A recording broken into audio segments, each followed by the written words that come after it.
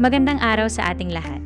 Para sa mga nais mag-avail at magkaroon ng kopya ng aming PowerPoint presentations, kasama ang daily lesson plan, summative at term exam, mag-message lamang sa aming Facebook page sa link na makikita sa comment section. Isang mapagpalang araw sa ating lahat. Ang ating tatalakayin ngayon ay tungkol sa paglawak ng imperyo ng England o Britain sa Amerika, India, at mga bahagi ng Asya.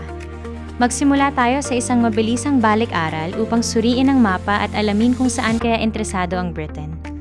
Tingnan ang mga lugar tulad ng India, Ceylon, Burma, Malay Peninsula, at North Borneo. Pumili ng 3 locations at magbigay ng isang posibleng dahilan tulad ng kalakalan, dongan, ruta, o likas na yaman. Sa pagtatapos ng sesyong ito, ang mga mag-aaral ay inaasahang matukoy at maipaliwanag ang mahahalagang sakop at estratehiya ng England o Britain sa pamamagitan ng kaalaman.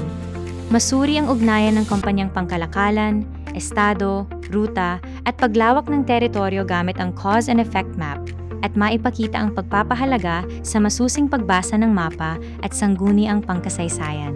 Tingnan natin ang pagbabago ng focus ng Britain. Matapos mawala ang 13 colonies sa Amerika, nagtuon ang Britain sa iba pang rehiyon.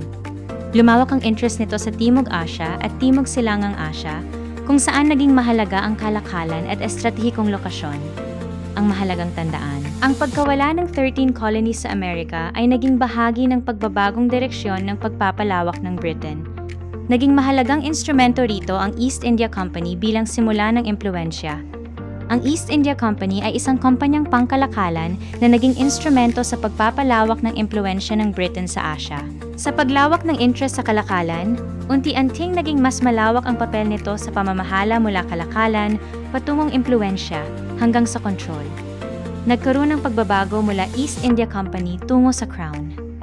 Sa Timog Asya, lumawak ang control mula sa East India Company hanggang sa direktang pamamahala ng British Crown pagkatapos ng Sepoy Mutiny noong 1857. Noong 1858, kinontrol ng British government ang India sa pamamagitan ng British Crown.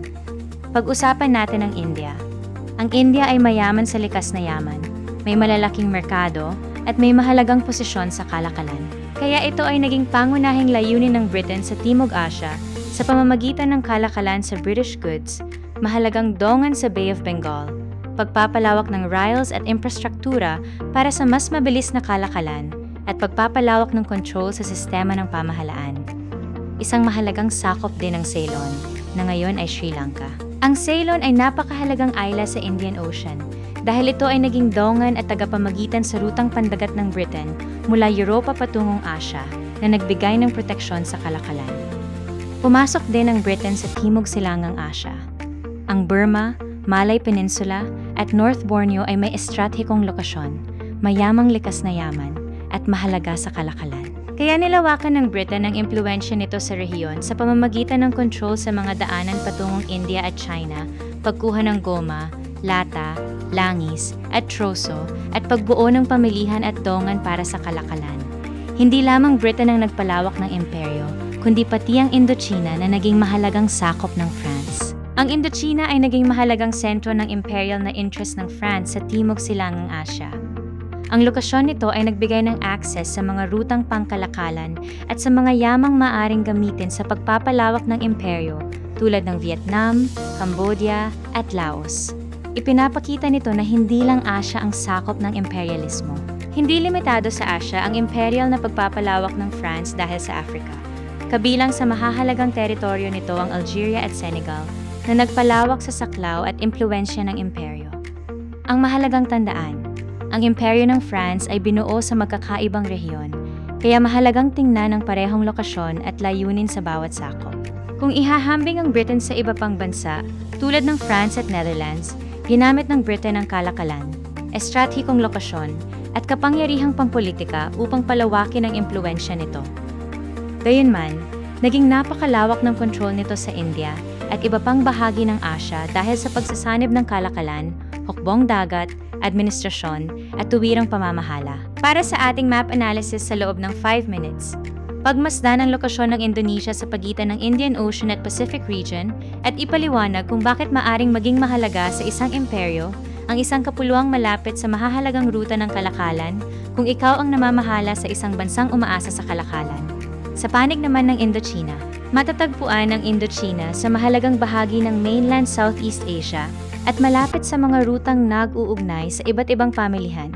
Kaya sa loob ng 5 minutes ay tutukuyin sa mapa ang lokasyon, kalapit na dagat, at posibleng rutang pangkalakalan. Pagsamahin natin ang paghahambing ng France, Netherlands, at Britain. Ang France ay nakatuon sa territorial na pagpapalawak, prestihiyo, at pamilihan tulad ng Indochina, Algeria, at Senegal. Ang Netherlands ay nakatuon sa kalakalan, monopolyo, at estratehikong sentro sa Dutch East Indies. Samantalang ang Britain ay nakatuon sa kalakalan, ruta, hukbong dagat, at administrasyon sa India, Ceylon, Burma, at Malay Peninsula. Para sa ating Imperial Power Profile sa loob ng 5 minutes. Ang bawat pangkat ay pipili ng Britain, France, o Netherlands at gagawa ng one-page profile na nagpapakita ng mapa, motibo, paraan ng control, mahahalagang sakop, at 2 bunga ng imperialismo. Sa paghahambing ng Britain, France, at Netherlands, makikita na magkakaiba man ang lawak at paraan ng kanilang pagkontrol.